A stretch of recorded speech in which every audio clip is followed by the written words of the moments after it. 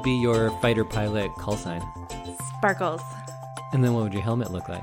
It would be glittery. Yeah, that makes sense. Maybe have like swirls or hearts on it. Oh, that would be nice. What colors? Like multicolor. I don't know what mine would be. Maybe I'd be noodles or pumpkin. Pumpkin. And then the whole helmet is just painted like a pumpkin? Yeah, that would be great. That would be pretty good, actually. Like the little like thing on top and yeah. I don't know if that's safe to have a stem coming out of it. No, I mean like painted on there. Oh, okay, yeah. Yeah. then that's okay.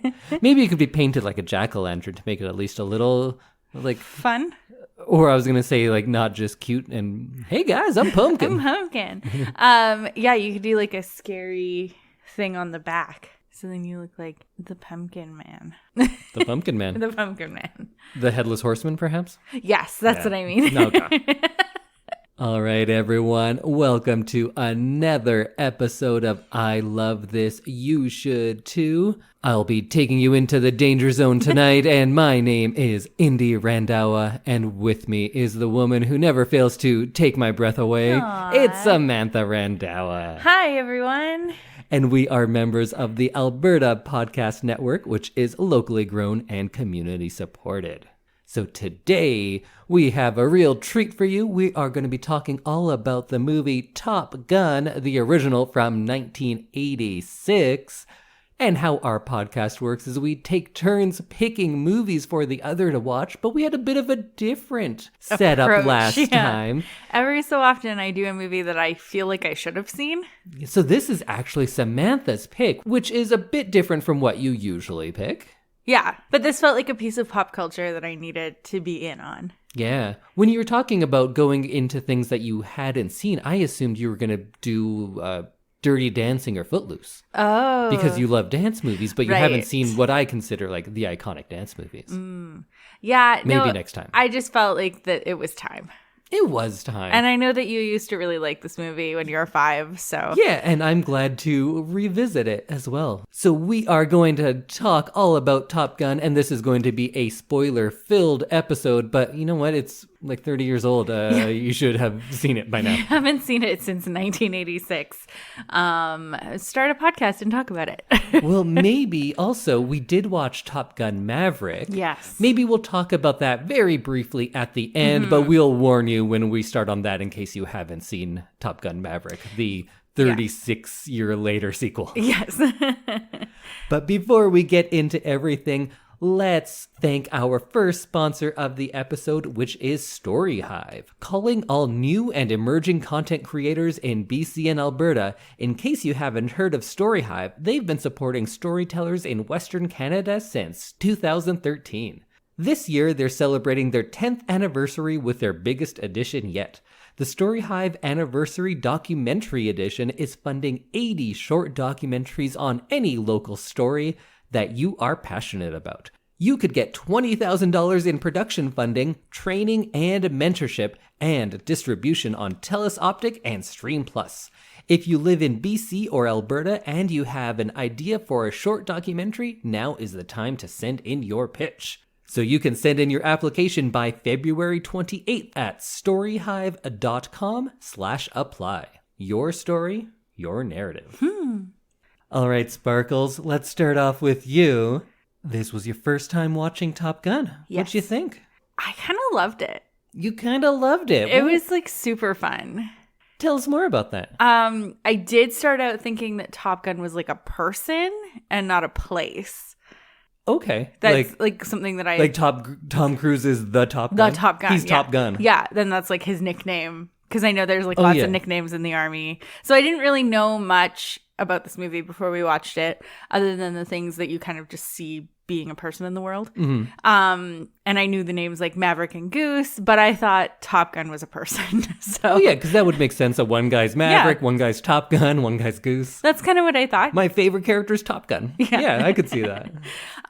So that was kind of a surprise when I found out it was a place instead of a person. So that was interesting, but I liked it. It was fun to watch. It was like fast paced. It was very like romantic at times, and I don't know. I enjoyed watching it greatly.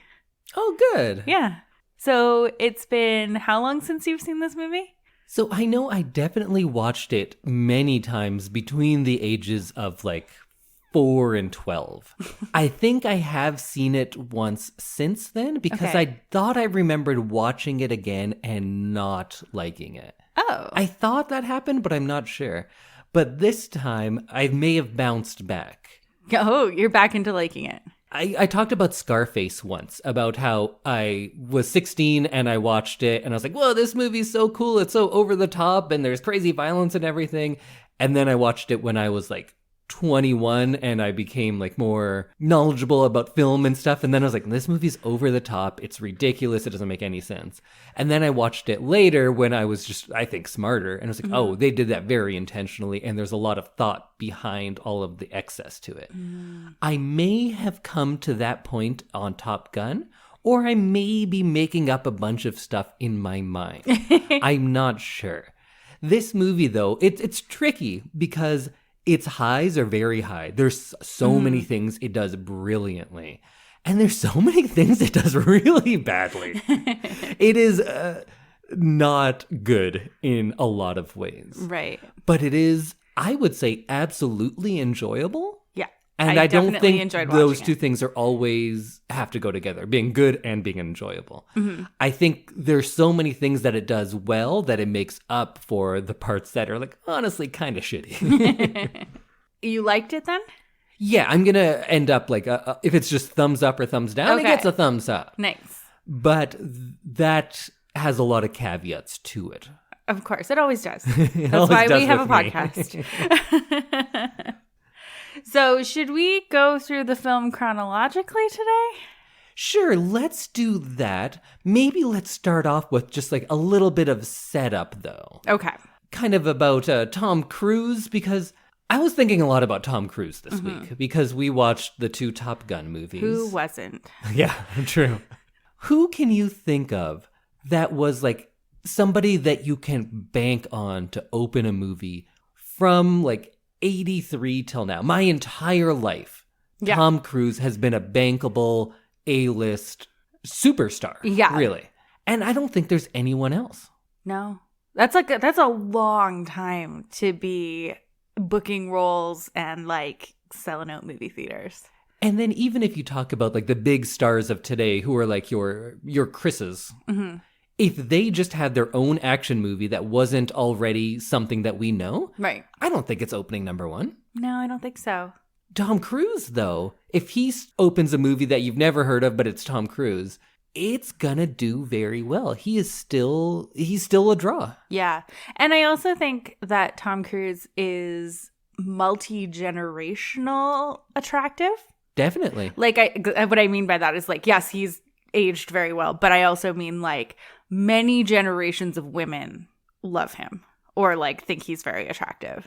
Oh, like attractive in Yeah. that sense. Sure, definitely. Yeah. But I think just generations of people, because I'm in my late 30s and I've known him my entire life. People older than me definitely still like Tom Cruise. And based on the numbers of things that open, like Top Gun Maverick, which I'm sure is like 80% people that are older than me who saw Top Gun when it was out the first time. It's a lot of people just seeing it for nostalgia's sake, for sure. But there is definitely a younger generation who is into Tom Cruise. Yeah.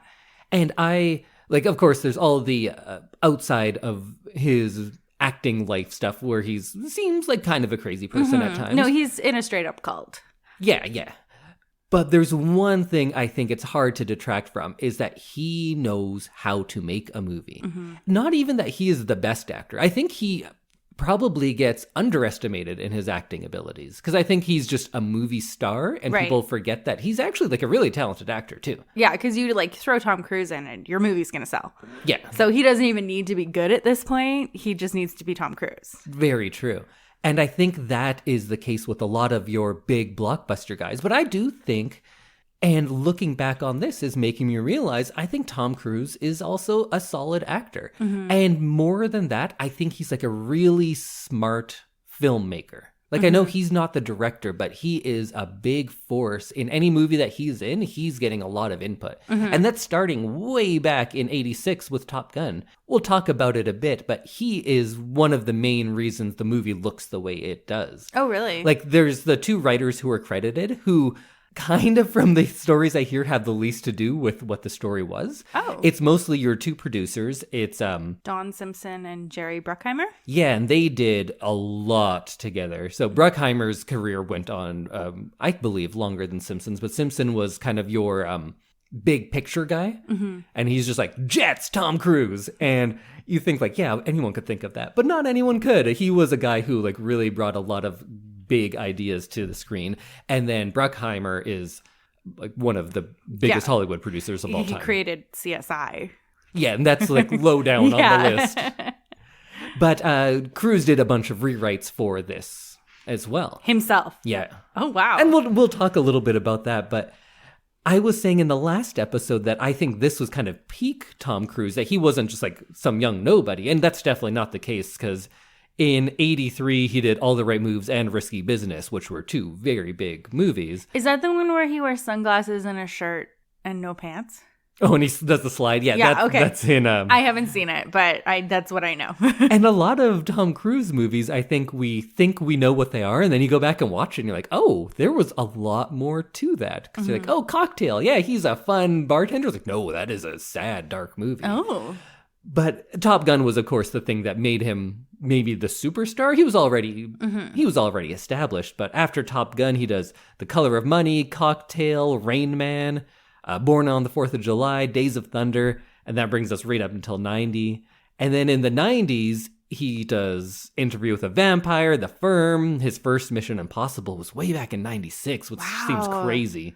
That's so long ago. Jerry Maguire. Those are all like big, well-received movies for the most part. But then he also gets like really interesting and does things like Eyes Wide Shut, Magnolia, Vanilla Sky, Minority Report. And that brings us right into the 2000s, where he's doing Collateral, more Mission Impossibles, War of the Worlds, Valkyrie. Hasn't had a decade where he doesn't have at least like 4 blockbuster movies.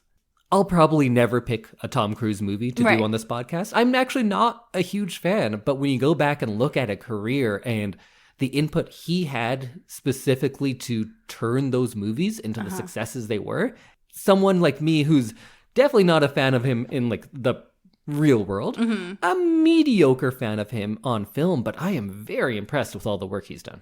Yeah, I'd agree. He definitely has an impressive resume and work ethic. Because it can't be easy to film all these films. And the way he films them, too, he's like, yeah, I want to be jumping off that building. Yeah. I want to jump off the cliff. I want to be in a spaceship. I want to really be in the jet. Yeah. He has to do it all himself. So, like, I can't imagine that that's easy on someone. And with the second Top Gun, I was actually really surprised that he did as many crazy things as he did. Yeah. Because, like, he's 60 now. And I feel like 60-year-olds aren't built the same as like 24-year-olds. Except for this one. And then going into the movie itself, this is essentially propaganda, right? This is a propaganda film. Pro-military. But like we say that, but it is funded by the military. And more movies than you think are funded by the military. Wow. That happens pretty often, from things that I like Iron Man has military funding in it. Oh. Both of the first two, because Marvel Studios wasn't like as established Marvel then. Studios, yeah. So with their first big one was Iron Man, and they got a lot of military funding for that. Interesting. But this comes out in 86, so the 70s are over, and we're kind of trying to feel good about ourselves again, because you know how I always talk about those 70s movies where it's all still in the wake of Vietnam, and all of the war movies, or the majority of the war movies, are telling you like war is hell, this is the worst, we shouldn't be doing this. Now the 80s are coming on, and we're in like Reagan America, right? 86, it's Reagan at that point? I don't know. Actually We're know not my Americans presidents very well, but yeah. We're not Americans, but I'm going to say, yeah, it was probably Reagan. Because this is pre-Bush? Just before Bush? Whatever. But it's the 80s. We know what the 80s are about. They're about Wall Street. They're about cocaine. They're about excess. Yeah. So when that kind of blends in with these war movies, we get Top Gun. Yeah. And it's interesting that it's like not a war movie. Yeah. I think it's very smart propaganda on the part of the military, because I feel like this is the kind of movie that little boys would see and be like, that's what I want to do as a job. Oh, that's exactly what it is. And I think that a generation of like military people was born just out of this. Oh, I have the stats behind that. Oh, do you?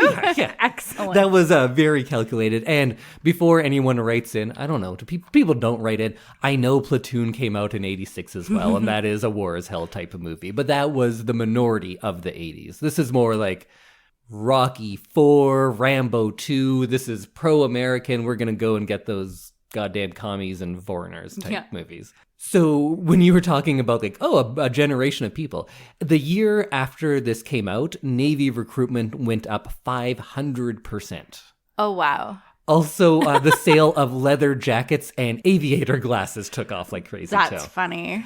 So much so for the recruitment, the Navy actually put up recruitment booths outside of the theater. So you could go watch Top Gun, come out, sign up for the Navy. Once you're all on your like fighter jet high. Yeah. Wow. That's amazing. That's like, actually hilarious. Hilarious and also like super fucked up. Oh, yeah. But like they had some good marketing people back then. Yeah, this movie was the marketing, and I get it. Yeah.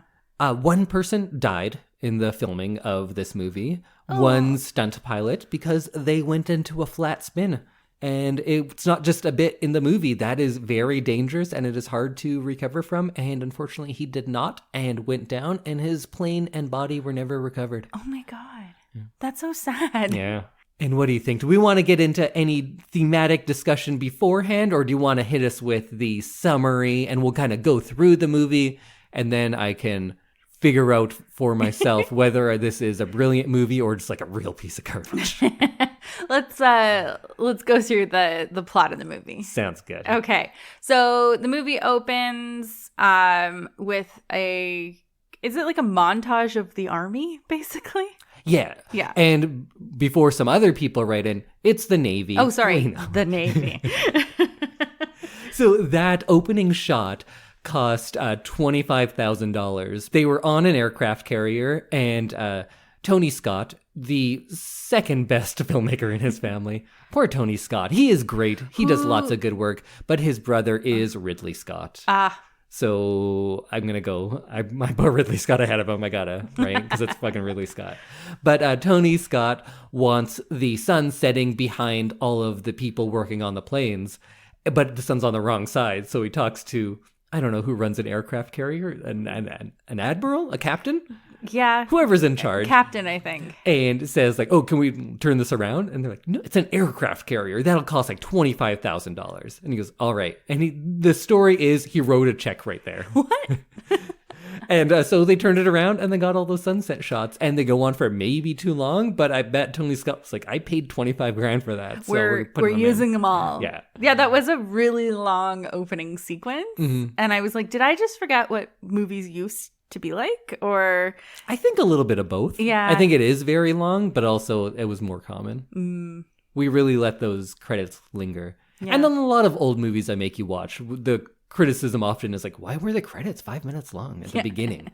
That's what the end is for, when I can leave. Now we live in the generation of being able to skip frame by frame through like Netflix openings. Skip intro, please. Yeah. But it starts off with the Top Gun anthem, which I love, I gotta say. We've been playing the Top Gun soundtrack at our house since we started watching these movies. Oh, my 5-year-old self is like right into it. There was much dancing in our house. Because this came out when I was just a wee baby, but by the time I was 5, we had it on VHS. And this movie changed home video forever. Because movies to buy used to be like $100 to buy a VHS. Huh. This was the one because it was in such demand and something changed. I'm not exactly sure how it all happened, but they were able to sell this for like $30, and that changed everything. So people were buying it. And for a lot of people, because it was so much cheaper than everything else, this was the one VHS you could own. So you could rent stuff, of course, but if you wanted to own something, Top Gun was the first movie a lot of people owned, and that was the case for me. And that's why this was my favorite movie until, well, probably Ninja Turtles. That's really interesting. I guess I didn't really realize that things used to be really expensive. So we get through that first credits scene, and we meet Maverick and Goose. And they're stationed in the Indian Ocean, and they intercept some hostile planes. And is this a dogfight then?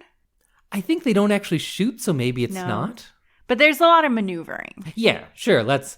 and we should probably say, I don't know if any military people are ever going to listen to this, but we don't know anything about any of the technical stuff, and we're going to get it wrong. And you know what? Don't trust us for stuff like that. That's not what we're for. I've never been to an air show. I don't know anything about planes because this looked really cool. There was a lot of neat maneuvers. I got to say, that's the strongest part of this entire movie, is all of the aerial photography. It looked great. We're not going to talk about the new Top Gun, but I think this one looked better in that respect. I know everything's going to be cleaner with new stuff, and there's not much CG in either of these. Probably none in this one. But this had some really good sustained shots from the sky to other planes, because I think they're shooting out of like a Learjet or something like that. And the length of some of those shots was beautiful. Like you could get a real scope of things. You could see that movement. It's not just edit. Right. It wasn't editing around things they couldn't do. It was editing to show you what they can do. And it's a small distinction maybe to a lot of people, but I thought the editing in this movie was fantastic. And it really sold things for me. So I don't know about editing, but I definitely felt like being able to see the planes on more of like a sustained shot. Is that like a long shot? Yeah. I felt like I understood the planes better and thus understood the movie better, because I could understand kind of the things that they could do, and you could see the way the planes move. So I was able, when you had just like in the cockpit shots or shots from the ground, I kind of had a better idea and could like connect those dots in my brain. I loved all the shots that were done from another plane, and you can see the fighter jets like banking and rolling. That looked amazing to me, and I get why that made everyone say like, yeah, I want to do that. And then they sign up for the army, and you're just kind of like, I don't know, pushing a mop around. You're like, but I want to be up there like Tom Cruise. Only a select few.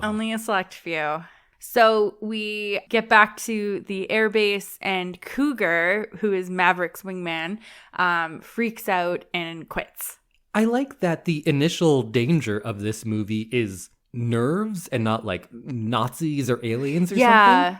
Yeah, it's never really discussed about the bad guys, right? Like, it's not really, it's just like the Navy doing their thing. Yeah, it's always the enemy. Yeah. And they're just in black planes, and I think it's supposed to be Russia, but they never say that. And all the bad guys have like mirrored helmets, so you can't even see that there's like a person under it. It's just a faceless enemy. This movie plays like a sports movie much more than it does a war movie, because it is mostly like internal competition, and it's not about the war or any war. Yeah, and they just happen to like encounter some enemy people. It's not like they're going out to find them and fight them. Yeah, and the only actual violence comes at the very end of the movie. So Maverick and Goose are sent in Cougar's place to attend Top Gun, the Naval Fighter Weapons School. And before the first day of instruction, Maverick meets a lady. Oh, yeah. Yeah. Well, what did you think of this scene where he enlists Goose, his wingman in this? Did the term wingman for picking people up at a bar, does it come from this? It might.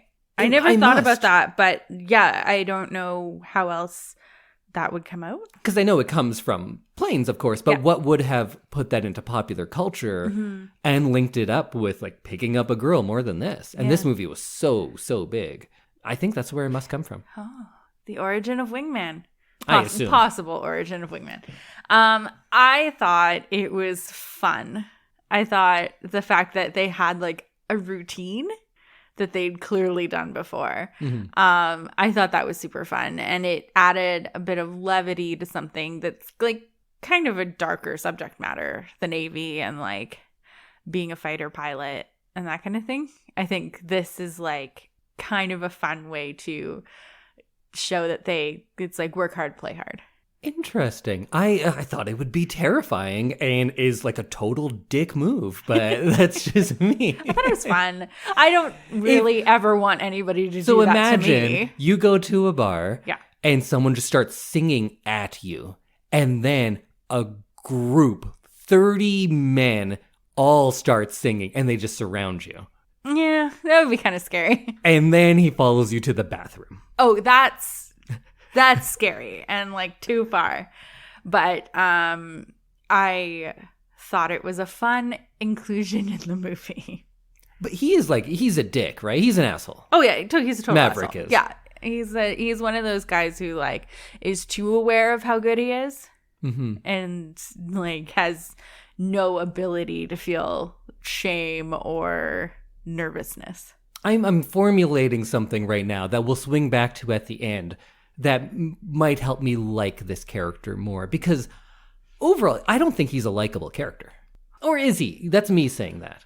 I liked him. Okay. Yeah. Do you find him like charming? Yeah. It's like a cockiness, but there's a charm to it? Yeah. Okay. I don't, but I think he's an asshole. No, Goose, on the other hand. Can we just stop and talk about Goose a little bit? Goose is great. Anthony Edwards as Goose. You can't say he steals the show, because Tom Cruise apparently is super charming to the majority of people. Mm-hmm. I don't think he is in this, but I still think he's good in this. Anthony Edwards, however, is great. Every second he's on screen, I want to hear what he's saying. Yeah. I thought he was very charming, not in the Tom Cruise cocky way, but like, I want that guy to be my best friend. Yeah, he definitely seemed like someone you'd want to spend time with. And I know a lot of people, apparently yourself included, are more enamored with Tom Cruise, but you know who you should marry? You don't marry the Mavericks. No, you don't marry the Goose. Mavericks. You marry the Goose. Absolutely. And he is, which we'll get to Meg Ryan when that part comes up. The next day at school, or at Top Gun school, Tom Cruise, Maverick, learns that the woman he was hitting on is a Top Gun instructor, Charlie. And she is based on a real person who really achieved very high levels of security clearance and was very influential. Oh, that's exciting. That this is like a real woman who existed in the military. Loosely based, of course. But yeah, she had the job and everything. Oh, that's amazing. And she is really impressed with Maverick because he's bragging about being inverted on top of a MiG plane. And we also had the introduction of Iceman, played by Val Kilmer at this point, or somewhere in here. I liked Iceman. I love Iceman. So this is very conflicting for me, because from the ages of 5 to 10, Maverick was the shit. And you go, fuck Iceman, that asshole. Yeah. Iceman's right. Yes. Right? Yeah, because he's 100% right. The best flyer, and he's smart about it. Yeah. Like, he knows what's dangerous and what's not, and where, how far to push things. And his big antagonistic speech that he says to, really get under Tom Cruise is, you're unsafe. Yeah. I don't like you because you're dangerous. Yeah. Which is 100% true. And everyone else is like, oh, you're dangerous. Yeah. Yeah. Iceman is the hero of this movie, I gotta say. Iceman is the most professional in this movie, for sure. He's the best. Well, he's the Top Gun. He is the Top Gun. He becomes Top Gun. Yeah. I wonder how good Cougar was. Because Maverick wasn't even the best at his base. No, because Cougar, before he quit, was supposed to go to Top Gun. Mm-hmm. So, yeah, he must have been the best. He must have been good. Yeah. He just gotta... What's it called when you can't do it? When you can't perform at your job? There's all sorts of things. Oh. Are you thinking the yips? Yips, yeah. No, the yips is different. Okay. He had a nervous breakdown. Okay. This is a little more than the yips. Okay. So Maverick is breaking all the rules and gotten in trouble. And for some reason, he never gets like disciplined. They talk about like, oh, you've been disciplined all these times, Yeah. but nothing really sticks. No. Because he just keeps doing it anyway. Yeah, he just does what he wants. When it's very uncalled for, too. I can't remember where it was, but it was around here where my favorite line of the movie comes in. We should talk about just lines real quick. Do you have any favorite lines? Because there's so many. This is a quotable movie. You go first. Well, mine is, I want some butts. That guy just shouts, I want some butts. I want some butts. I like do some pilot shit. Oh, yeah. That's a good one. Favorites. That is really good, too. And they bring that line back in the second one. Yeah. Which is fun. They don't bring back I want some butts, though, which is a shame. No, that should have been top of the list to bring back. Do you have any other ones that you like? Well, everyone's going to say, I feel the need for speed. The need for speed.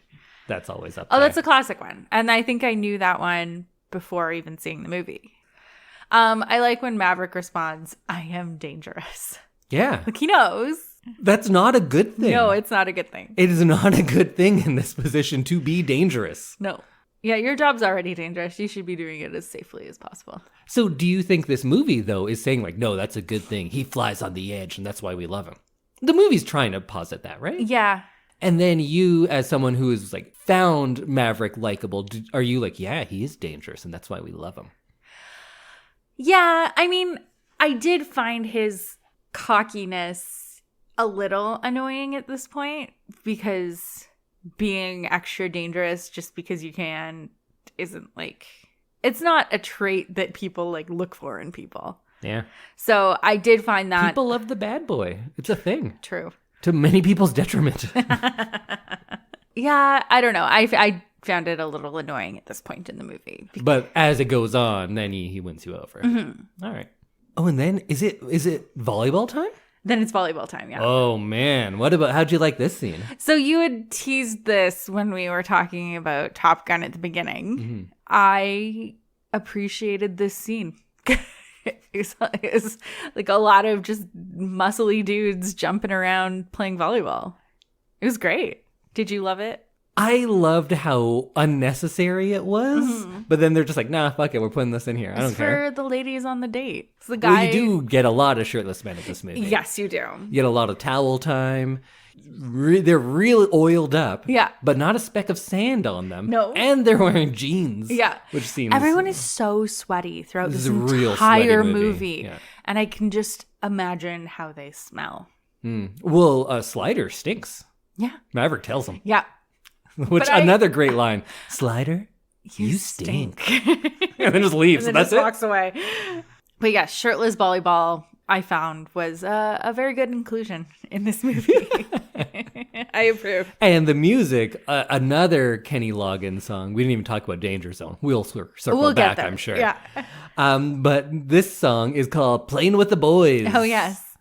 Which has some like real awesome lyrics. Did you pick up any of the lyrics? No, but I feel like you're going to tell me. Should I do it like in a dramatic reading? Yes, I think you should. Say it was the right time to walk away. When dreaming takes you nowhere, it's time to play. Bodies working overtime. Your money don't matter. The time keeps ticking. Someone's on your mind. I'm moving in slow motion. Feels so good. It's a strange anticipation. Knock, knock, knocking on wood. Bodies working overtime. It's man against man. And all that ever matters is, baby, who's ahead in the game? Funny, but it's always the same when you're playing with the boys. What? I had no idea that was the lyrics to this song. Oh, there's more, and it gets more? Yeah, I think it might get worse. Woo, playing with the boys. I had no idea it was that literal. Yeah, it's well, playing with the boys and touching their wood and your heart working overtime. Oh, dear. Yeah. It's an interesting song to choose for a volleyball scene. Oh, not choose. It was written for that. Oh, it was written for that? Yes. Oh, okay. So this is an interesting thing about the soundtrack. The soundtrack, of course, did insanely well as well. And the music, for the most part, is all written for it, including the songs. So this composer, who now I forget, but does lots of like 80s synthy type stuff. I think there was a point probably from like the mid 90s for the next 15 years where you're like, oh, it's cheesy. But now we have enough space on it where you're like, no, this is fucking awesome. It epitomizes that 80s sound, right?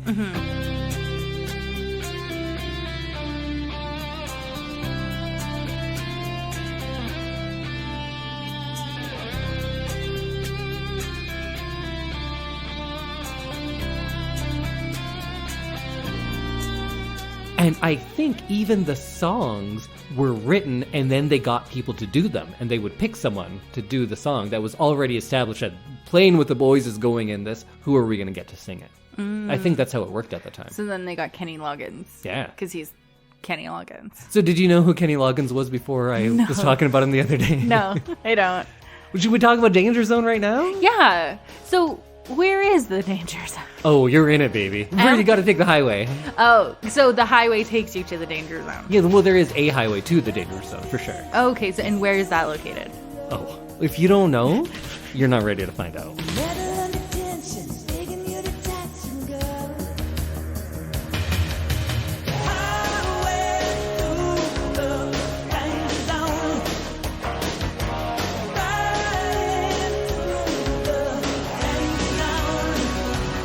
Okay. I do think at some point in either of the movies, they should have just said the words danger zone once. Yeah. Like, it could have just been in passing, like, oh no, you're too low, you're in the danger zone. Like, something like that. Yeah, please, like, just throw it in there for us. Yeah. You have, like, an iconic song called Danger Zone in this movie. You think that it would be used at least once. I think Danger Zone, the song, was used 3 times, I believe. Yeah. And that's not something we're used to in our generation, because usually you play a song once. Like the score, a theme of a character can come back, but not songs as often. Yeah. But we get Danger Zone 3 times.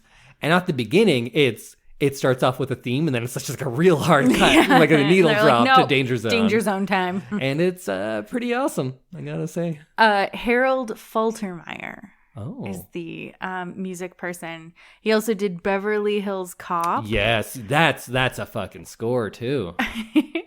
But yeah, so he sounds like he did a lot of iconic pieces. Yeah. So how'd you like Danger Zone? I feel like I know Danger Zone just from being in the world, but in this context, it felt pretty awesome. It's perfect for this. Yes. Well, so much of this movie is greater than the sum of its parts. Most parts of this movie are pretty shitty, actually. The aerial photography is great. Yeah. And this song, had I heard it just like on the radio station, I'd be like, what is this garbage? Maybe. I don't know. I can't look at it like that because I can only take it in Top Gun context, and it's fucking awesome because it's perfect for that movie. If it was in a movie now, like being written for a movie now, I think it would still be a hit. Really? I don't know about that. And this might not even be his most famous movie song, because he also, Kenny Loggins, did Footloose. Oh, really? Yeah. Oh, I didn't know that. Those are 2 like pretty iconic songs, right? I didn't realize Kenny Loggins was that famous. Yeah. You knew Kenny Loggins this whole time, and you just didn't know you knew him. This is kind of a digression, but I showed you the television show Archer. There is a character who is obsessed with Top Gun and Danger Zone and recreates many scenes from Top Gun throughout the series.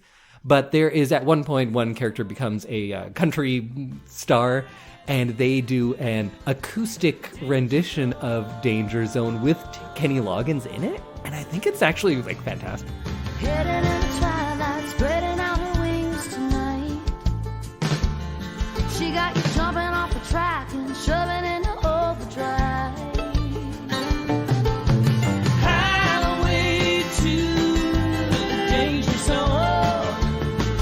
Take it right into the danger zone.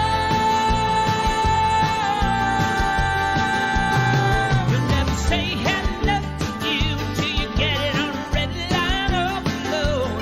You'll never know what you can do till you get it up as high as you can go.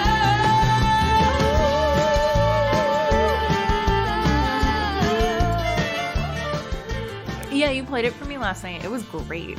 It was something that I would totally just listen to. I really want someone to like release that as a single. So volleyball's over. Yes. And then he has a dinner date. Yes. And he shows up late, Yeah. sweaty, All oiled up. and just comes in and goes like, I'm going to take a shower. She's like, no, fuck you, you're going to take a shower. He's never been Sit to this down. woman's house before. Because he's like, thanks for inviting me on this date. I'm going to use your shower. Again, dick move. Dick move. And he's late, too. And she, like, holds her own against him. She's like, no, you'll sit and we'll talk. How'd you like her character? I liked her. I feel like she could have had a little bit more personality. Yeah, I definitely don't dislike her, but it's not that she doesn't add to the movie. It's that the romance, I felt, didn't really add to the movie. Yeah, I agree. And then we also learned that Maverick's dad died and was a pilot. Yes. We also get Take My Breath Away.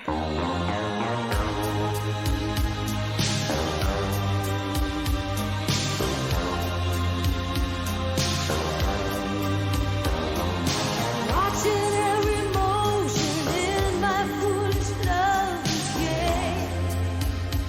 Oh, which, if you think Danger Zone's played a lot, the first 30 seconds of Take My Breath Away were played, I don't know, Like 6 times? I think so. I think Yeah. it was 6. And then we don't actually get to hear the words until the sex scene much later. Yeah. But, odd choice. I don't know if it's great and brilliant or just strange, but he just leaves. He's like, I'm Yeah. gonna go take a shower. No sex scene, not even a kiss. No, that first date. I kind of expected there to be more to the date. Yeah. Oh, I'm really formulating some theories now. I was kind of disappointed that he just left and then it was like abruptly over and then they were just in an elevator the next day. It was very, it was It odd. was very abrupt. Oh, and then we get Meg Ryan coming Yeah. in as Goose's wife. I don't actually remember her character's name. But wasn't she charming? I did not realize it was Meg Ryan until way later in the movie. Oh, really? No. That haircut? That's Not the best. That's all I could see. I Yeah. couldn't even see that it was Meg Ryan. I could only see that awful haircut. It was 86, man. It was a Yeah. time. Her name was Carol. Carol. She was just a breath of fresh air into this movie. She was fun. Loved her. She was fun, and I liked how like unpolished she was in comparison to like everyone who's in the Navy. Everyone is like being very professional and is like all serious and macho, and she was just like, I hear you're in love with your instructor. Yeah. I loved her. I loved her relationship with her husband. Mm-hmm. And I love that Goose tells her everything. Yeah. I think that's great because he has his priorities straight and he tells his wife all of these things because he's a good dude, that Yeah. Goose. I liked their relationship. I liked that they like trust each other. There's like a good level of trust there for like she has to trust that he's telling her the truth because they're living apart basically during Top Gun. It was nice. And probably a lot of their lives. Yeah. Because remember, Cougar, when he quits, says he's never met his children. Oh yeah, that's right. Yeah, and they're at the beginning of the movie. They're on a ship in the middle of the ocean, so you don't know how long they've been out there. Yeah. Yeah, that's military life is a very hard life. And the next time we see Charlie is in class and she's telling Maverick how, like, no, you're wrong. Yeah. You're doing things terribly, which is true. And she's the expert. But no, he is like a little baby about it. Yeah, and he And storms out. Storms out and gets on his motorcycle like a child. And he's like, fine, I'm going home then. And then she chases him down in her car. in her car, also very reckless. And he says, you say I'm reckless, look at you. Yeah. Which is also, fair, actually. And then she says, like, I'm right, but also you're sexy and I like it. And then they kiss. And then they kiss, yeah. So she gets, like, turned on by how reckless he is. Yeah. And, like, then they have the sex scene. How'd you like that sex scene? It was weird, and there was way too much tongue. Yeah, there's a lot of licking in it. And then when they go on that double date, I think that's when Meg Ryan is yelling, "Take me to bed or lose me forever." Yeah. I love that. Oh, That she's was so fun. good. I loved her character. It was like she was just being herself. She was like unpolished in comparison to a lot of the other people in this movie. And she was just like really lovely. She was great. That family, love them. Love him. Goose and Carol are I think my two favorite characters. And then probably Iceman. So then we get some updates on the standings of who's Top Gun, and we find out that Iceman's number 1 and Maverick's number 2 as they're jetting off to do another exercise. And Iceman's having trouble getting a good shot, and Maverick tries to step in and do it himself because he's not a very good wingman. Maverick basically breaks his plane by flying through Iceman's jet wash, and Maverick and Goose have to eject out of their plane. And I'm sure there's so many people who will debate, like, actually, this was Maverick's fault. Actually, it was Iceman's fault. We don't know. No. None of us are flight experts, but I think what we can say is the movie is saying that it's probably neither person's actual fault. But I think we could agree that Maverick is being impatient. Yes. So maybe it's not, he didn't lead to the death, but he's putting himself in these positions over and over again, and it's ultimately a mechanical failure. Because I think when you're falling straight down, I assume the canopy is supposed to like fly away because you'd be flying forward usually. But because it wasn't, it just went up, and then he ejected right into it, and that's what killed him, I think. I don't Yeah, know. he smashed himself on it. He got real smashed. I was like legitimately sad when he was like holding him in the water. Oh, of course. Oh my goodness. That was like really upsetting because we love Goose at this point in the movie. Wait, and then you grew to hate Goose. No, I just mean like after the double date and the singing and Yeah. everything, you're on like a Goose high. Oh, I was on a Goose high. And then he dies and I was like really upset. Did you cry? This time, no. I mean, When I was a child, yeah, I think so. oh, that's sad. Yeah. I may have cried a little bit this time. Understandable. Like it's really emotional, and you can see how much Maverick loves Goose and like how this really affects him mentally. How do you think this death was treated in the movie? Because it is treated differently than usually you'd get a main character's death. Because it's not prolonged in any way. It's just kind of like, he's dead. Yeah. It's not him holding him and going, "Come on, Goose, you can make it." And him saying, like, "Tell my wife I love her," or whatever it would be, right? Right. He smashes into that and he's dead then. Yeah. And then we just keep on going with the plot. Not a lot of time is really given to it. We don't see a funeral or anything like that, which we No. would normally see in movies like this. So how did that make you feel? Like it could have been covered a little bit more. Like it didn't need 20 minutes or something, but I think it definitely is kind of glossed over. And I also felt like Meg Ryan wasn't as upset as I thought she would be. I'm not sure about her not being upset or not, because I don't really know how to gauge that, because we don't really see much of her. And when we do see her, I thought that was a particularly sad scene, because she, being like just the great person she is consoling Maverick rather than vice versa. And it should be vice versa, be honest, because he is dangerous, and I'm not saying that this was his fault, but he clearly puts people's lives in danger often. Yeah. He shouldn't be the one being consoled in like the real world, but I get why the movie's doing it. And she is just going like and talking about like he loved flying with you. Yeah. She is just someone who is lifting people up. That's what she does. Yeah. And I thought that scene to me might have been actually sadder than the Goose death scene. Yeah, absolutely. Because you get to see this family that it's not the same family anymore, right? Yeah, and you see the son and like, yeah, that was pretty upsetting to see. I really liked her speech. I liked that she was like, he would have flown without you, but he would have hated every minute of it, but he would have done it. And like, she's like giving him permission to go on and get another partner and like have a career. She's not blaming him. I think a No. lot of other movies would be like, you fly dangerous and this is your fault. And they would have made it about that. I'm not sure what to make of the choice not to. But I think this movie is just trying not to deal with many emotions. Yeah. And I'm not saying that necessarily is a bad thing, because I think if it's predictable in the case of like, oh, that's what we would see now in most of these movies, I think it's good to get away from it. But it's just an interesting choice that there isn't much of that. Even when Iceman comes in, he's not like, see, I told you. He does his best to be supportive. He's not great at it, clearly, but he just says like, I'm sorry about Goose. We all really liked him. Yeah. And that's as much as he can do, and that's something, right? Yeah. And when he gets taken to military court, Oh, I yeah. assume that's I think it's really interesting that he doesn't forgive himself for No. most of the movie. Yeah. And you can see that on his face, even though he's cleared and they want to send him right back out to do his job, and you can see that he never forgives himself. So he's having trouble kind of getting back into things.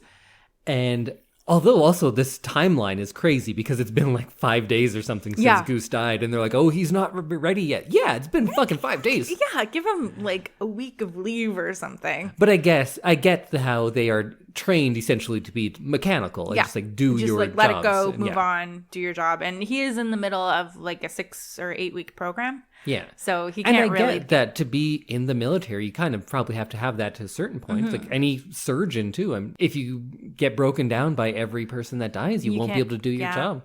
Yeah. I guess that's probably part of the training. Mm-hmm. Yeah. And we do get to find out here that his dad was actually a hero and not Yes. the worst. Which, do you think that's true? Or do you think the guy was just saying that? I think he might have Tom been just Skerritt. saying that because he wants Maverick to be okay. Yeah. Like, he clearly can't take another, like, oh, yeah, your dad was an asshole. Yeah. Like, this is not the time and the place to be saying something like that to someone who is, like, so very much in, like, a state of grief. I think maybe he was building up his dad a little bit more than was true. So he decides to go back and he graduates Top Gun. Iceman wins and he is the Top Gun. And then he changes his name to Top Gun. To the Top Gun. Mr. Top Gun. And then they're like, hey, all you graduates, now we have to go to some undisclosed area and fight some undisclosed people. Let's go. And suddenly it's like a war movie, kind of, a little bit. Kind of, yeah. And he gets called in to help out. And he's driving with one hand and has the dog tags in his other hand. Is like, talk to me, Goose. And so this is when the radio comes in again. Like what button do you press to turn on the radio? Because I feel like they're doing so much with their hands in the plane. I feel like the front and back people should just have open radio communication all the time. Yeah. So then You should be able to talk to your Rio always, you'd think. So then what's Merlin hearing? He's like, oh shit, this motherfucker's talking to his dead best friend. I'm fucked. Yeah, we're gonna die. First because- I was in the back when Cougar went crazy. Now I got this guy. Oh my God. Yeah. Poor Merlin. He misses his chance at Top Gun because he was Yeah. going to Top Gun too. Yeah. Because he was with Cougar. Then- Then he gets put in Yeah. with Maverick, and Maverick's talking to ghosts up there. And he's like, why do I always get the crazy ones? Yeah. Why is this what I get? Maybe Merlin has a real calming energy, and he requests this because he's like, I can get through to him. Maybe. Now we're just writing another movie. And then Tom Cruise does bail on Iceman when Iceman's in a 5-1. Yeah. And he eventually comes back after talking to Goose a little bit. Yeah. And we're supposed to believe Maverick is the hero and not Iceman, who's surviving against 5 fighters? Iceman is the hero in this. Iceman's the hero of this You're right. movie. I like how one person calls him Iceman. Iceman. Like, that's his last name. Oh, that's Stephen Iceman. Yeah. I remember at one point somebody calls Maverick Peter Mitchell. And I'm like, who the fuck's Peter Mitchell? Who's Peter Mitchell? Also, Iceman's name is something that doesn't sound like a great name either. John Krasinski? Is that his name? Or is that Jim from The Office? Yeah, that's Jim from The Office. He's Tom Kazansky. Tom Kazansky. So then, of course, between Iceman and Maverick, they shoot down the enemies and they survive and they come back and everyone cheers and it plays the theme music. Yeah. And we're all happy. And Everybody then, hugs. Yeah, and they all hug and Val Kilmer or Iceman. Iceman Tom Iceman comes and says, "You're still dangerous, but you can be my wingman anytime." And then Maverick says, "Bullshit, you can be my wingman." Because he still has to be a dick about still it. has to be Can't a dick. take the compliment. No. And then they hug and everyone cheers. I really wanted them to kiss. During that scene? Yeah. It kind of seemed like it. They yeah. should. Yeah, you're right. Because there's a lot of like tension there. And then at the end, Maverick throws Goose's dog tags overboard. Yeah, which also is kind of a dick move. You should Yeah. give those to his son or wife or... Yeah, you'd think that that would be something that would be given to the wife. Yeah, I get that you're getting over it, but you don't want to forget him. Yeah. It's different. And the way he throws it is always very funny to me, because that's clearly a man who's never thrown a baseball before. You pointed it out when we just watched it. And you're right. Yeah, he throws like a dancer. Yeah. Yeah, good lines. He looks good, but not good for throwing. No, it's good for It looked dancing. graceful, though. Yeah, he had good follow through with his arms. But not if you consider it a throw. No. Then it's bad follow through. And he should have flung his leg up. Yeah, Like you should have done a little like a pirouette. real dancer. That's true. And that's the end of the movie. Oh, and we also have, hey, you were dangerous out there, but you got the job done. You can have any job in the world Any because job your in the face is on military. all the newspapers now. I've never seen a pilot's face on any newspaper. No. But anyway. They also something like this wouldn't really be reported on. No, because this would start World War III because the Yes. Russians and the Americans are fighting. But anyways, his face is on all the newspapers and you're rewarded by being able to pick your job. And where do you want this dangerous guy that plays by his own rules? To train other dangerous guys. Teaching.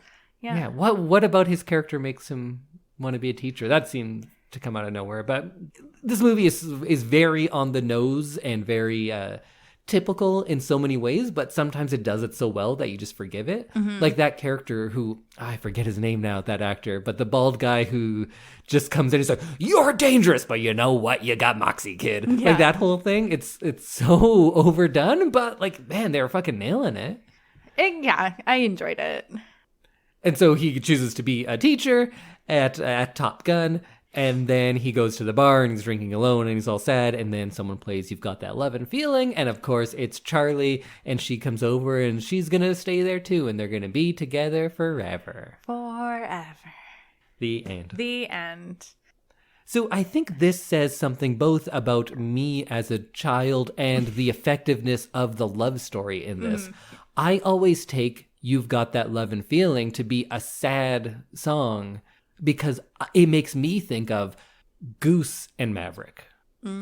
I don't look at that and think like, oh yeah, that's their love song. Right. Because Goose and Maverick have done that multiple times. Yeah. this She's is, heard like, it once. Their routine. Yeah. Yeah. So when she That would was make him playing even more that- sad. Yeah, when she was playing that, I was like, what the fuck are you doing? He just died. Yeah. But I forgot that there's a love story in this movie because it doesn't play like a love story a lot of the time.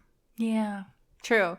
Yeah, the love story seems kind of wedged in there for extra content. So people always make jokes about this movie being homoerotic or gay-coded because they just go like, yeah, look at that volleyball scene and listen to the lyrics of the song. And that's like, yeah, that's funny and whatever. But when you like really think about it, I think there's something to it a little more because first of all, I don't think the love story plays well at all.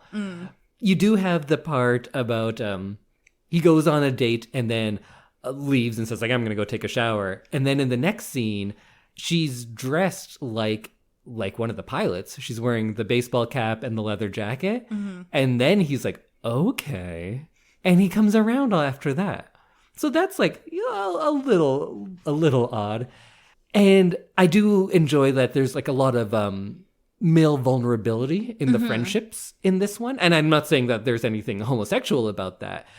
But what I do definitely think is that the rivalry of Iceman and Maverick plays like a stronger romance than the one between Maverick and Charlie. True. At the end, when they've been battling, but he comes and saves them at the end, that is like a final act of a romantic comedy where they have that falling out and then the person comes back and does the grand gesture and then they come together and they kiss and we're happily ever after. That's what it seems more like than it does two rivals kind of coming to terms with each other. Right. It seemed more like a romance, and I really wanted them to kiss at the end. So I'm not going to be one of those people who's like, oh yeah, these movies are all secretly gay. What I will say is it would be a better movie if it was gay. True. That would be a better story. I would love this movie if at the end Val Kilmer and Tom Cruise kissed. But then the military wouldn't fund it. Yeah, that's probably true. In general, about Maverick, because we were talking about whether his cocky charm works or not. You say yes. I think so. I say no. And of course, everyone has different readings. It comes down to ultimately, like, do you like a person? And everyone's going to have, of course, very personal takes on that. Yes, yeah. So I can dismiss this movie and say, like, it's really cool. The aerial stuff is fantastic. Everything else is kind of weak. The main character's not likable, but there are other good characters around him. And that could be my final review. And I think that might be. But if we give Tom Cruise lots of credit, and looking back at his career, he is someone who deserves a lot of credit. And in the writing of this movie also, because the script that he had, a bunch of other people passed on it, and he said no to this initially. Oh, did he? And eventually he said, give me, I don't know how long it was, but give me some time. I want to work on this, and I want to work on you guys changing it, and I'm going to have some requests. If we do that, I'll do the movie. And the things he came up with were changing the love story a lot, because before it was a gymnast, and she was much more, she didn't have any kind of authority or strength. And one thing that is really interesting in Tom Cruise's career is, for the most part, the women he plays opposite to in romantic roles, they tend to be well-developed, strong female characters. Oh. And I think when you're Tom Cruise, you have a lot of say of who's cast in something and even what the character looks like. Not looks like physically, but like how that character is portrayed. Right. And he did that here too. He wanted it to be someone who has a good amount of strength and authority. And I think he made the character of Maverick, it's almost like an acting reel for him. He put in a lot of these things, and he wanted to have a good variety of emotion that he could put on display here. I think if you read it superficially, he's like a one-note performance. You could read it like that. Yeah. He doesn't have what we consider like a normal arc of someone who learns their lesson. Like, at the end, does he learn his lesson? He I don't kind of think is he the ever same learns dick his the whole lesson. time. Yeah. It's just at the end it worked. Yeah. And I think his arc is him overcoming Goose's death. Like, it's a very short end arc. So it's less of an arc and more of a circle. Yeah. It's just going back to where you were at the beginning of this, because I don't think he fundamentally changes. But if we're going to give Tom Cruise a lot of credit, and based on what he did with the script and later on, and he kind of set himself up to be a movie star. He put in things like, yeah, I'll do all of those topless scenes. We're not using any of that for publicity, because he doesn't want to be kind of pigeonholed into being one thing. Right. He, I think, very early on saw the potential of being a true superstar and the freedom and power that would give him in making his movies. And he has definitely exercised that throughout his career. So I think it's not crazy to say that he, in this, is doing a really nuanced thing. He is playing it as someone who is deeply, deeply insecure and putting on all of these things as a show for the other guys. So maybe it is not homosexual, like he doesn't love the other guys, but he's looking for approval. He has something to prove. He's smaller than everybody else. He looks a little bit younger than a lot of the other guys. And his biggest driving force is he's trying to make up for the reputation of his family and of his father. So he has this insecurity to him, and everything he's doing is to show off. Like when he's hitting on Charlie, I don't think he thinks that's going to work. No, he's just like doing it for fun. He's doing it to show off. Yeah. And not to show off to her, but to show off to the guys. Yeah. And when he goes into the bathroom, I don't think he's doing that because he thinks like, oh, now's my chance. He's doing it to show Goose like, oh yeah, I went into the bathroom and I had sex with her because that's how cool I am. Yeah. He's doing everything as a performance. To show like, oh, look, I'm one of the guys. Yeah. And then when he's in the classroom, he's an asshole to her to be like, hey guys, look at this. Yeah. He's always doing it to impress. He's not this cocky pilot that's dangerous. He's this super insecure guy in this hyper masculine world. And this is how he thinks he can fit in and impress them. And if you read it like that, you're like, you can watch the whole movie with that reading. And I think it works because that's how I watched it this most recent time. And maybe Tom Cruise is actually doing something really brilliant here. That's an interesting take. And I feel like if we watched it again, I'd watch it through that lens and maybe see what you're seeing. But I like that idea that he's actually just very insecure. And I think at some level, the majority of overly confident, cocky people are super insecure. That's why you're acting like that. Right. But in this case, I think Tom Cruise knows that. Right. I think it's all very performative. Or he's just an asshole. It could go either Or way. he's just either one. Both are very, very plausible. One fun thing, I know that he was offered a sequel right away, and they said, we'll give you 5 times your salary, and he turned it down. And he went on to make some other interesting things, but most interesting is he went on to do Born on the 4th of July a few years later, which is a decidedly anti-war and anti-military movie Oh. for a lot less money. I'm amazed that it took 36 years for him to do Top Gun 2, like for that to come around. Yeah. Well, are we all done on Top Gun? I think so. Well, let's hear from our second sponsor. And then after that, let's talk a little bit about Top Gun Maverick. So if you haven't seen Maverick, you can, I guess, skip to the end. Yeah. 'Cause that's about it. So bye for you. Bye. And everyone else, here's our second sponsor. Get ready to take the guesswork out of choosing a school. Go to Edmonton Public Schools Open House. Meet the staff and ask your questions to learn about their schools and programs. Explore your options and find the school that feels right. Find event dates and learn how to make the most out of your visit at openhouse.epsb.ca. Know before you go and feel confident and excited when you get there. All right. What'd you think of Top Gun Maverick? I thought it was fun. It was totally pandering to the original lovers of Top Gun.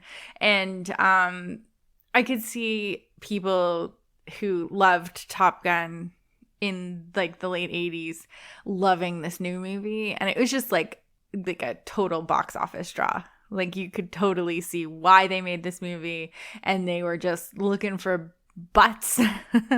They wanted those butts. I want those butts. In the seats, and they knew that what's going to sell tickets, another Top Gun movie. So this movie, of course, did very well in the box office, like the first one. The first movie, mixed reviews, because your critics are going to be like, well, this is clearly Propaganda. like, poorly written, but it looks cool. Yeah. And film critics are going to say that. This second movie reviewed incredibly well. And I've talked to people who say, oh, that first movie was stupid. It was kind of fun, but it's really dumb. The second movie, one of the best movies ever made. Oh, see, I didn't find So that. many people have told me that.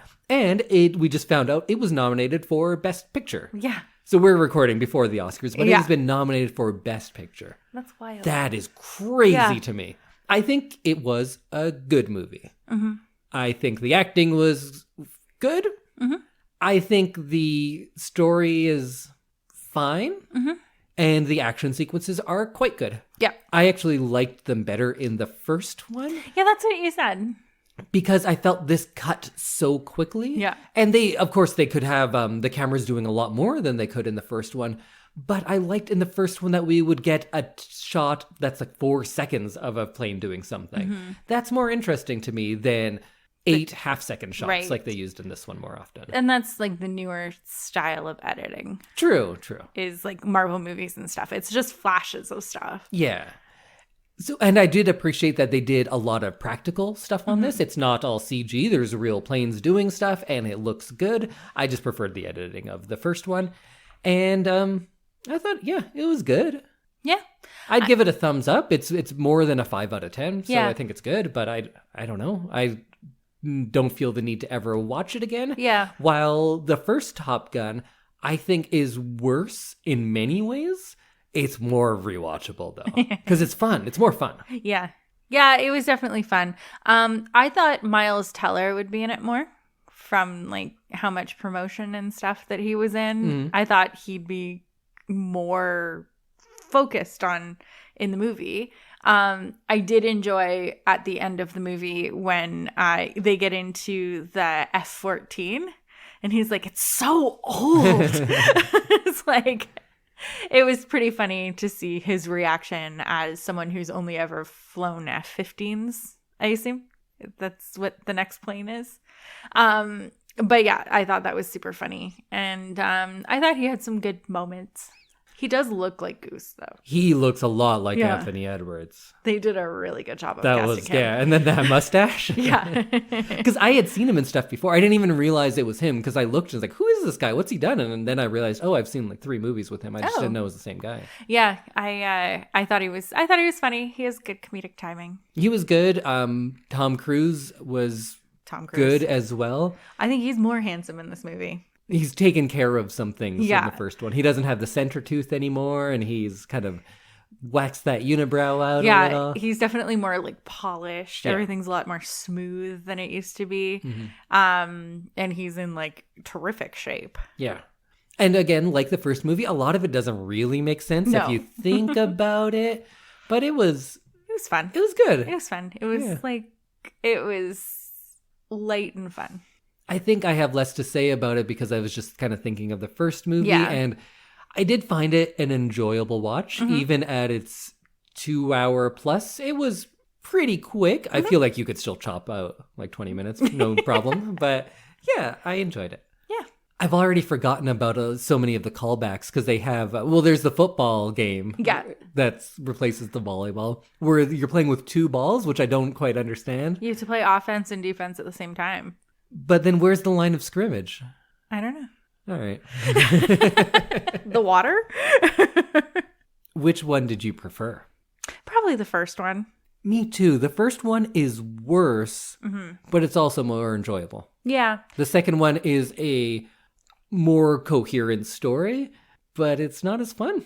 I didn't like that it was more of a war movie, the second one. Right. Because it's very much like us against them. We're training to beat them. We're gonna like stop them from doing this evil thing. Like it's very much focused on fighting someone or like winning, whereas the first one was very much like winning within. It's not as much us versus them. True, but even in the second one, we don't get the other people, the other side, until quite late into the movie. Mostly it is about if you can do this one thing and then you can like make the team. Yeah. So it's still like a sports movie for the first while, but it does have a much longer, that final act when you're actually fighting the other people. That is a lot longer in this one. So I think I'm out of opinions on the Top Gun franchise. So next week we will be doing a pre-episode where Indy will reveal our big watch for the week No, after. no, wait. What? I don't think we are. Is it? I think it's our 200th episode, right? Oh my goodness. Yeah. Okay. Sorry. So next week, we are going to have our 200th anniversary awards show. Yeah. Which is kind of fun. I like those episodes. It is technically like awards season too. So we're throwing our own award show in there. Oh, nice. Yeah. Yeah, so we will talk about the movies we have done in the last 50 episodes. I don't think we'll do spoilers really or anything like that, but No. we'll give awards like best performance, worst couple, best animal friend, most delicious food. Yes. And anything else you guys come up with, let us know. And we'll Yeah, put it in. feel free to message us your categories. And we'll be putting this is our 3rd season? 4th season.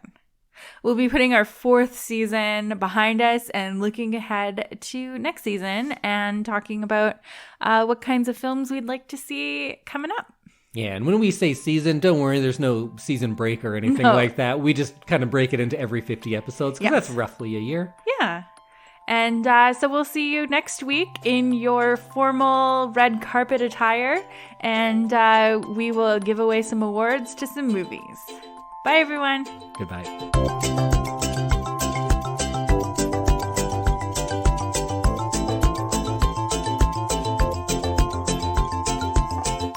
Does that make Galen Maverick? What? Because you guys are like best friends, so I assume that one of you has to be Goose and one of you we're has a to be couple Maverick. of geese. Which one of us is a goose? He's a maverick. Oh yeah, you're Who right. amongst us has the confidence to just like go up to women at a bar? Well, we wouldn't even say hi, let alone sing a song to them. Neither of us is ever bragging about how great we are. We're both goose. Okay. He might be a Merlin, which he like- would take as a compliment. That's Tim Robbins. Oh, okay. I'll cut this out and put it at the end for Okay, you. sounds good. Yeah, I think I could be a goose probably. Okay. I don't know what I'd be. I think you wouldn't be in a plane. No, you're right. I wouldn't be in a plane. Neither of us would be. No. That's not polite for us.